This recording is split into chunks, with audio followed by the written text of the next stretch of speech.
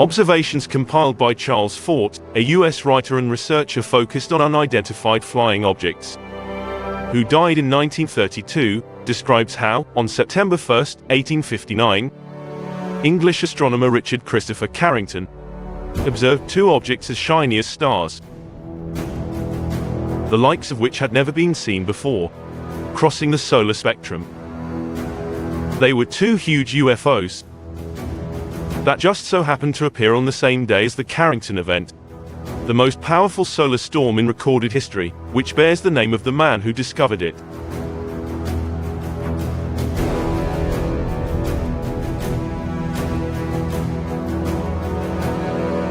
An article by R.C. Carrington, entitled "Description of a Singular Appearance Seen in the Sun on the 1st of September 1859", was published in the monthly notices of the Royal Astronomical Society on the 20th of November 1859, by the British astronomer Richard Hodgson, and it reads as follows.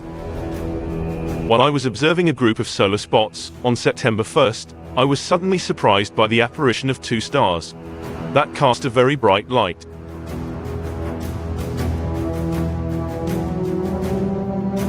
They were much brighter than the surface of the sun, and they lit up the upper edges of the sunspot, not unlike the edges of the clouds at sunset. Their rays extended in all directions, and their center could be compared with the bright glow of the star Alpha Lyrae, or Vega, when it is seen through a not very powerful telescope. It lasted some 5 minutes before disappearing instantly, around 11:25 a.m.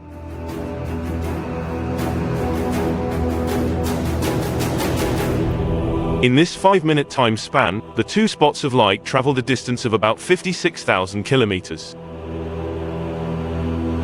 The impression it gave me was that the phenomenon took place at a considerable altitude above the surface of the sun, and above the large group of sunspots.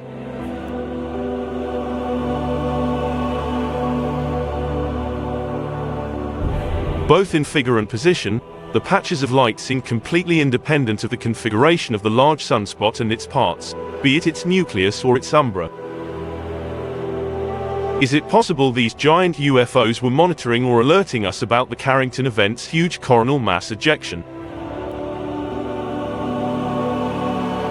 Carrington concluded, "It has been very gratifying for me to learn that our friend Mr. Hodgson chanced to be observing the sun at his house at Highgate on the same day, and to hear that he was a witness of what he also considered a very remarkable phenomenon."